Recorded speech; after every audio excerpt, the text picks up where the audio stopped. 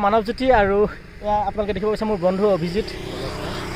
বৰ্তমান মই আছোঁ তেওঁলোকৰ গাঁৱত, মানে মৰিগাঁও ডিষ্ট্ৰিক্ট 12 বজিয়াত। মোৰ ঘৰ যিহেতু জৰাবাৰী, আৰু যিহেতু আমাৰ সকলোৱে জানেই হয়তো যে মৰিগাঁও 12 বজিয়াত আৰু কিছুদিনৰ পাছত, আৰু কিছুদিন বুলি কওঁতেই প্ৰায় 15 দিন, আজিৰ পৰা প্ৰায় 15 দিনৰ পাছত যিহেতু এইখিনি জেগাত অসম সাহিত্য সভা আৰম্ভ হ'ব, সকলোৱে জানে।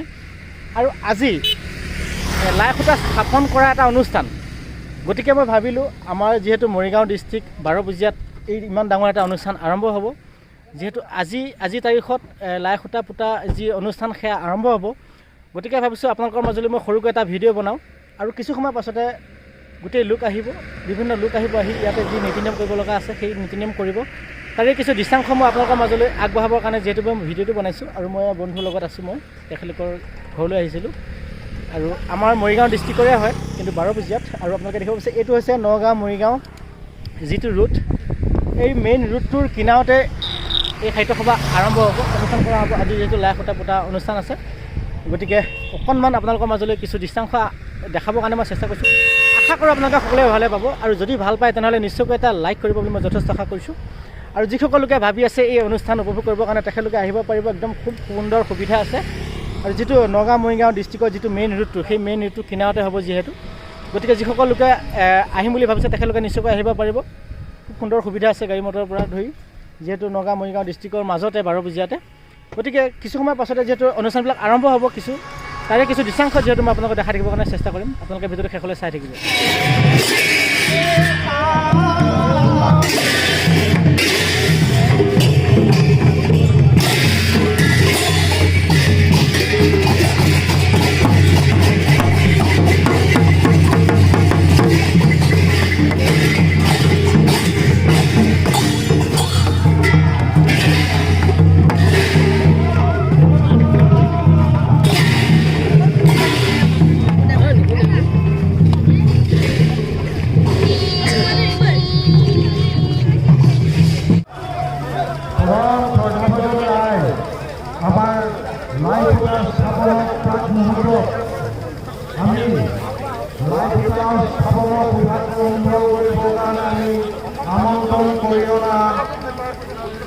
মৰিগাঁও জিলাৰ বিশিষ্ট সাহিত্যিক, মৰিগাঁও জিলা সাহিত্য সভাৰ প্ৰাক্তন সম্পাদক,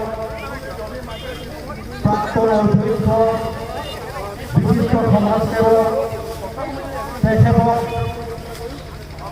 আমি আমন্ত্ৰণ জনাই আনিছিলোঁ, আৰু তেখেত আহি আমাৰ মাজত উপস্থিত হৈছেহি। তেখেতক সম্বৰ্ধনা জনাব আদৰণি সমিতিৰ সভাপতি মাননীয় হেমন্ত কুমাৰ দেউৰী ডাঙৰীয়াই। এয়া আমন্ত্ৰিত ব্যক্তি নৰেন্দ্ৰ নাথ কৌশিক সম্বৰ্ধনা জনাইছে আমাৰ আদৰণি সমিতিৰ সভাপতি হেমন্ত কুমাৰ দেউৰী আৰু কাৰ্যকৰী সভাপতি ডক্টৰ প্ৰিন্সি কুমাৰ শৰ্মাদেৱে।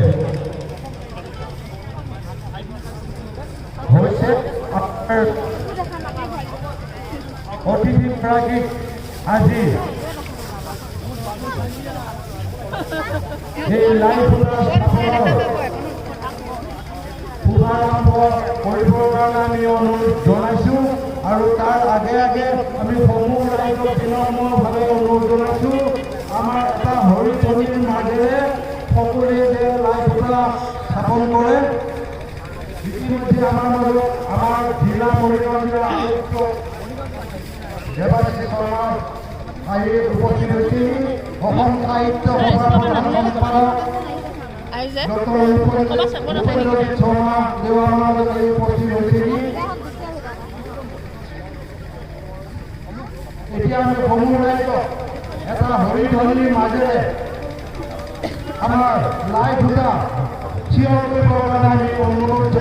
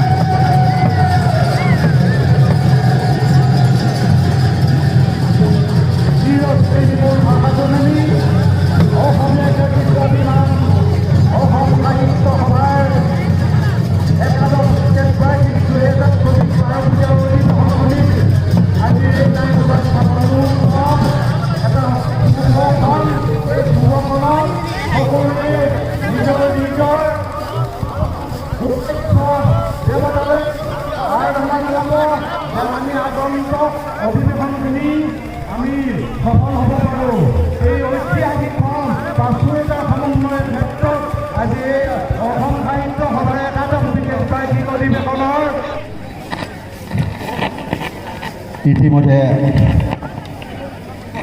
আমাৰ মাজত উপস্থিত হৈছেহি অসম সাহিত্য সভাৰ প্ৰধান সম্পাদক ডক্টৰ ৰূপেন্দ্ৰজিৎ শৰ্মা ডাঙৰীয়া। আমাৰ মাজত উপস্থিত হৈছেহি মৰিগাঁও জিলাৰ সাহিত্য সভাৰ সভাপতি মহেন্দ্ৰ শইকীয়া ডাঙৰীয়া, সম্পাদক ডক্টৰ অচ্যুত দাসদেৱ। আমাৰ মাজত উপস্থিত হৈছেহি মৰিগাঁও জিলাৰ আয়ুক্ত দেৱাশিষ শৰ্মা।